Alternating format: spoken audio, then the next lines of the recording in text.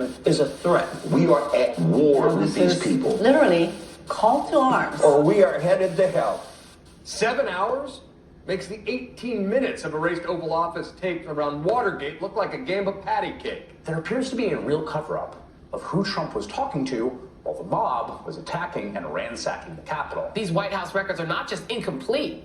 The gap suggests staggering and potentially willful omissions. Trump, or someone in his administration, appears to have actually tampered with the records. It looks like he made a decision. I'm going to take this offline for the next 7.5 hours. Donald Trump has acted like a mafia boss. Donald Trump and his allies, whether they removed calls from the log or they made secret calls on burner phones, knew what they were doing was wrong and tried to hide it. Simple as that. Now, the 6 pages of logs for January 6th are determined to be complete based on an official review of those White House records. So there are no missing pages, and the 7-hour gap is likely explained by the use of White House landlines, White House cell phones, and personal cell phones that don't go through a switchboard. Tragically, anti-mask insanity has now reached the highest court in the land. My first reaction was to think what a mean-spirited, almost ghoulish person Neil Gorsuch is. Gorsuch has the nerve to refuse to wear a mask indoors while seated next to his colleague who's vulnerable to possible death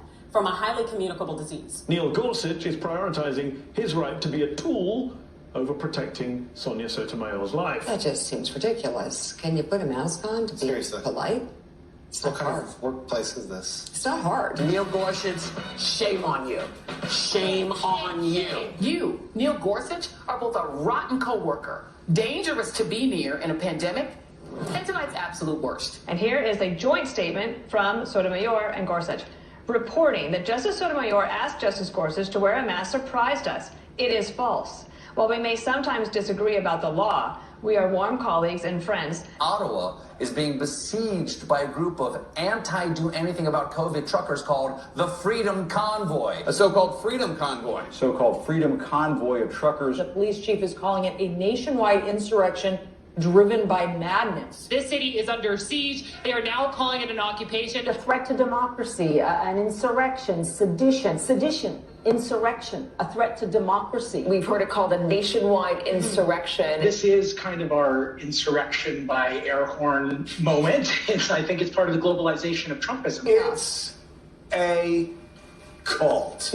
Yes, it is. Residents say they feel like hostages. There hasn't been as much violence as some had perhaps projected, but that does not necessarily mean that it has been peaceful. Alarming situation there in Ottawa. They will have to call a black woman justice in America. She's going to be sitting there as a woman in her black skin, in a black robe, on the highest court in the land. Finally, there'll be people going in front of the court looking like me and seeing someone that looks like them. To all the colored girls who considered shaping justice when this system was not enough, this moment is ours. Let me just go ahead and speak for all black women in America today, saying we are extremely proud. This was a step towards the court actually looking like a reflection of the country it oversees. It is a powerful symbol to look up on that court and see somebody that looks like you. It feels like we are not just at the brink of a civil war, but that one has already begun. The MAGA movement is a threat. This means war.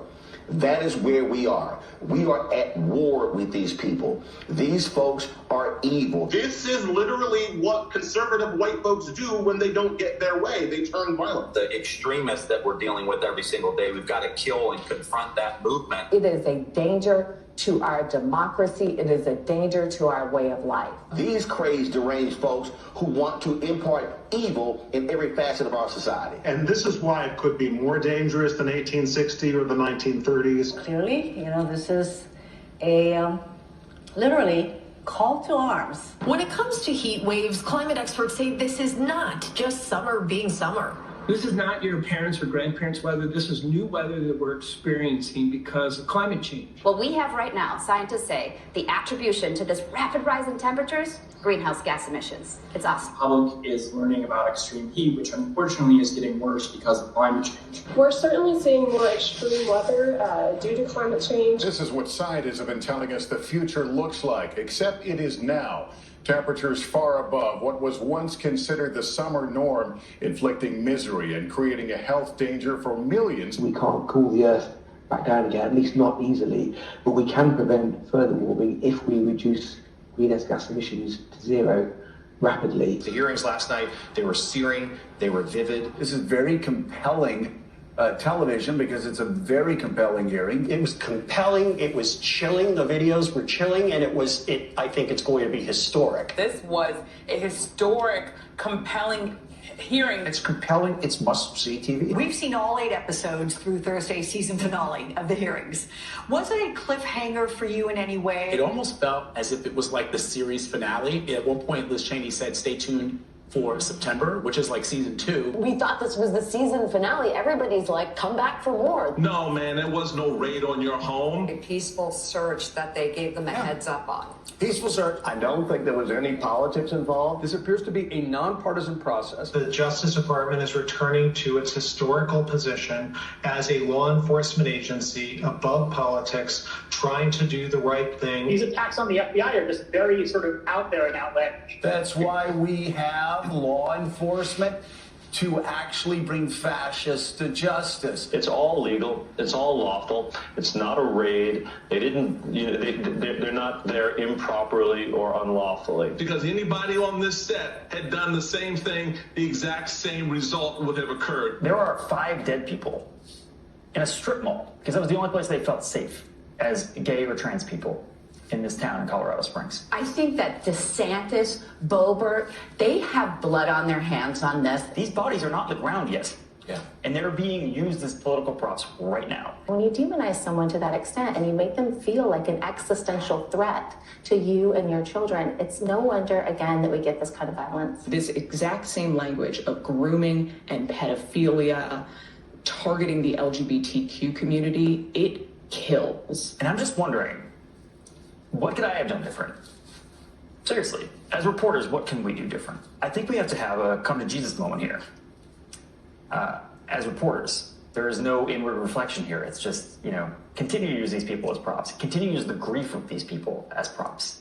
I think as reporters, we got to look in here and double down. As much as we all have sort of treated this platform as like the town square, the public forum, it's not anymore. It's Elon Musk's, and he's going to do with it what he wants, and it's bad for the rest of us. Ever since Elon Musk took over Twitter, we've seen it devolve into something that is nothing close to truth and nothing close to unifying in the country as we see it today. And here we have something as important as Twitter, which is an important platform, now descending into the hellscape that he claimed it wouldn't be. My tummy meter says there's something just not great about this. Let's say they reinstate Donald Trump onto Twitter. Yeah. Would you leave the service? Yeah, probably. I mean, I don't need to be there for that. When Elon Musk says, wow, this is about free speech, it seems to me that it's about free speech of straight white men. And he himself is a troll.